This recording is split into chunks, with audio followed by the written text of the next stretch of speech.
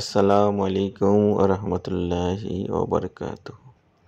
টি Islamic live চ্যানেলে আপনাদের স্বাগতম।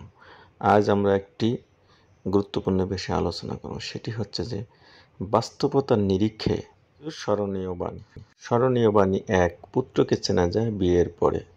পুত্র এত কষ্ট করে মানুষ করলেন আপনি, সেই পুত্রের আচরণ আপনি তখনই সঠিকভাবে অনুভব করতে পারবেন যখন বিয়ের পরে সে স্ত্রী পুত্র নিয়ে মোহে ডুবে যায়, কিন্তু বাপ মাকে ভুলে যায়। তখন চেনা যায় আসলে পুত্র কেমন। স্মরণীয় বাহিনী 2। কন্যাকে চেনা যায় যৌবনে। অর্থাৎ কন্যা আপনি এত কষ্ট করে মানুষ করলেন, সেই কন্যা বিয়ে দেওয়ার পরে সেই পরিবারের সাথে কেমন আচরণ করছে এবং আপনার সাথেও কেমন আচরণ করছে সেগুলো আপনি অনুভব করতে পারবেন তার যৌবনকালে এবং বিয়ের আগে এবং বিয়ের পরে। স্মরণীয় বাণী 3। স্বামীকে চেনা যায় স্ত্রীর অসুস্থতায়। অর্থাৎ স্বামী ভরণ পোষণে খাবার দাবার সব কিছু করে, কিন্তু স্ত্রী যখন তার অসুখ হয়ে যায় বা কোনো বিপদগ্রস্ত হয় তখন স্বামী তার পাশে থেকে অর্থ খরচ করে তার অসুস্থতা করবে। এই বিষয়ে সাধারণত অবহেলা বেশি পুরুষরা করে থাকে। আমাদের সমাজে সাধারণত মেয়েরা মানে গৃহের কাজ করে এবং ইনকাম করে কম, এই জন্য তারা স্বনির্ভর নয়, স্বামীর উপর ডিপেন্ডেন্ট। তাই স্ত্রীর অসুস্থতায় বা ঘোর বিপদে স্বামী অর্থ দিয়ে সময় দিয়ে যখন তার পাশে থাকে তখনই আসলে প্রকৃত স্বামী ভালোবাসে কিনা চেনা যায়। জন্য বলা হয়ে থাকে যে স্বামীকে চেনা যায় স্ত্রীর অসুস্থতায়। আমাদের স্মরণীয় বাণী 4।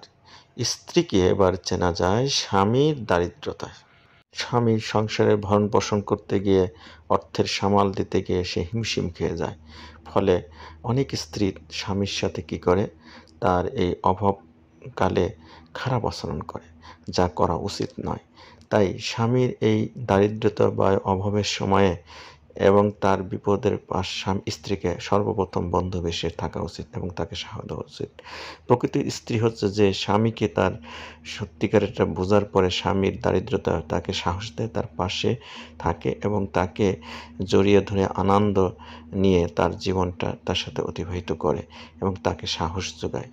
স্ত্রী সাহসটাই সর্বপ্রথম দরকার একজন স্বামীর জন্য, কারণ স্ত্রী নীরবে তার সাথেই ঘর সংসার করে।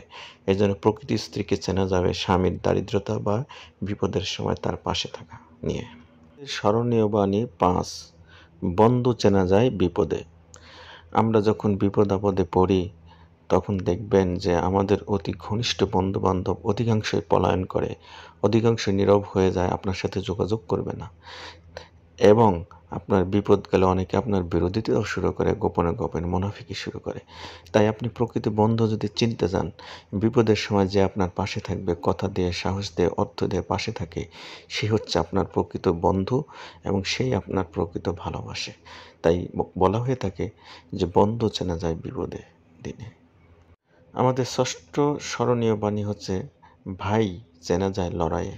ছোটকালে ভাই ভাইয়ের মধ্যে কত না আনন্দ থাকে এবং বড় ভাই ছোট ভাইয়ের জন্য, ছোট ভাই বড় ভাইয়ের প্রতি কত মহব্বত থাকে, কিন্তু যখন বড় হয় এবং সংসার করে তখন একে অপরের অনেকে শত্রু হয়ে যায় বিভিন্ন কারণে, সাংসারিক বিভিন্ন কারণে।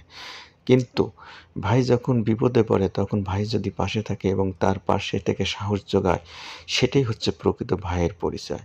তাই ভাই চেনা যায় ভাইয়ের লড়াইয়ে, বিপদে আপদে পাশে থাকার মাধ্যমে। সপ্তম স্মরণীয় বাণী হচ্ছে যে সন্তান চেনা যায় বৃদ্ধ হলে।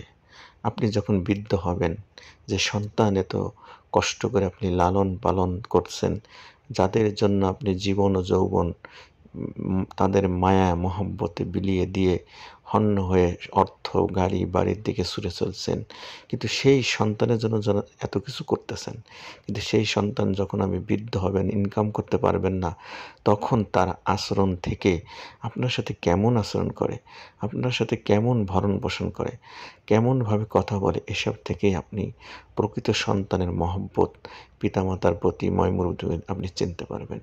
এই জন্য বলা হয়ে থাকে সন্তান চেনা যায় বয়স বৃদ্ধ হলে। আমরা 7টি স্মরণীয় বাণী এখানে আলোচনা করলাম, যা বাস্তবতার নিরিখে খুবই খুবই সত্য। আমরা এগুলো ভেবেচিন্তে আমরা যদি বাস্তব জীবনে খুবই খেয়াল করে এগুলোর ব্যাপারে সতর্ক হই, তাহলে আমরা নিজেরাও ভালো থাকব এবং অপররাও আমরা সুখী থাকব। তাই আমাদের ভেবেচিন্তে সব কাজ করা উচিত, বন্ধু নির্বাচন করা উচিত, ভাইয়ের সাথে সেইভাবেই সম্পর্ক করা উচিত যাতে কোনো ভাই বিপদে থাকে, এবং সন্তানকে সেভাবেই লালন পালন করানো উচিত, জ্ঞান দেওয়া উচিত যাতে সে বৃদ্ধ বয়সে আমাদের পাশে থাকে। স্ত্রীকে সেভাবে মহব্বত করা উচিত যিনি আমার বিপদে পাশে থাকবে।